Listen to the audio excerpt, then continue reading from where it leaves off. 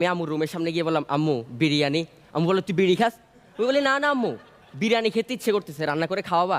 যে ও বিরিয়ানি খাবি, আমাকে বলবি না, যা রান্নাঘর থেকে আমার বেলনটা আন্তরে খাওয়াচ্ছি। আমি বললাম, না না আম্মু থাক, খাবো না। তখন আম্মু বলল, আচ্ছা ঠিক আছে, আমি টাকা দিচ্ছি, তুই যে একটা মুরগি কিনে আন, আমি তোকে বাসায় রান্না করে খাওয়াচ্ছি। এরপর আম্মু টাকা দিল, বললো একটা মুরগি আনবি আর হলুদের গুঁড়ো আনবি। এরপর আমি বাইরে গেলাম, মুরগি দোকানে গেলাম, গিয়ে বললাম, আঙ্কেল একটা মুরগি দিবেন, আপনার কাছে কি জন্ডিশালা মুরগি আছে? আঙ্কেল বললো, জন্ডিশালা মুরগি? বললাম, না আম্মু তো মুরগি আর হলুদের গুঁড়ার জন্য টাকা দিছিল, এখন যদি জন্ডিশালা মুরগি পেয়ে যাই তাহলে আমার টাকা বাঁচবে। এরপর আঙ্কেল বলে, না না এমন কোনো মুরগি হয় না। তখন আমি বললাম, আচ্ছা ঠিক আছে, তো মুরগির দাম কত? আঙ্কেল বলে, এই পাশে যে বড় মুরগিগুলো এগুলো 50 টাকা, আর ওই পাশে ছোট মুরগিগুলো 150 টাকা। আমি বললাম, বুঝলাম না, বড়গুলার দাম কম ছোটোগুলার দাম বেশি, কাহিনী কি? বললো, এগুলো বড় মুরগি কিন্তু এগুলার এইডস রোগ আছে।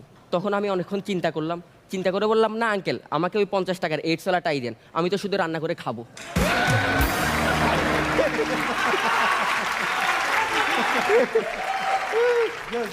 এরপর মুরগিটা নিলাম, নিয়ে রাস্তা দিয়ে বাসে যাচ্ছি, হঠাৎ মুরগিটা আমার হাত থেকে ছুটে গেল। পিছনে একটা মোরগ এসে দিল এটাকে দৌড়ানি, সামনে মুরগি দৌড়াচ্ছে, এর পিছনে মোরগ, এর পিছনে আমি দৌড়াচ্ছি। এক পর্যায়ে মুরগিটাকে একটা গাড়ি নিচে পড়লো, মারা গেল। আমি তো খুব কষ্ট পেলাম, ভাই এখন বিরিয়ানি খাবো কিভাবে, বাসায় কি নিয়ে যাব? পাশ থেকে একটা আঙ্কেল বলতেছে, দেখছো বাবা, মুরগিটা অনেক খানদানি বংশের একটা মুরগি, প্রাণ দিয়ে দিছে, মাগার ইজ্জত দেয় নাই। এরপর আমি খালি হাতে বাসায় গেলাম, আম্মু বলে, কি রে মুরগি কই? আমি বলি, ইজ্জত বাঁচাইতে গিয়ে মারা গেছে। তখন আম্মুর হাতে প্লেট ছিল, আমার মুখে দিছে মেরে, তো ওই দিন থেকে আমার দাঁতগুলো আঁকা বাঁকা।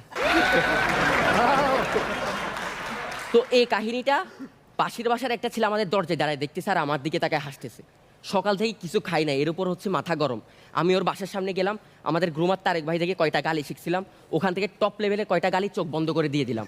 চোখ খুলে দেখি পোলা ভিতরে, পোলার মা আমার সামনে দাঁড়িয়ে আছে।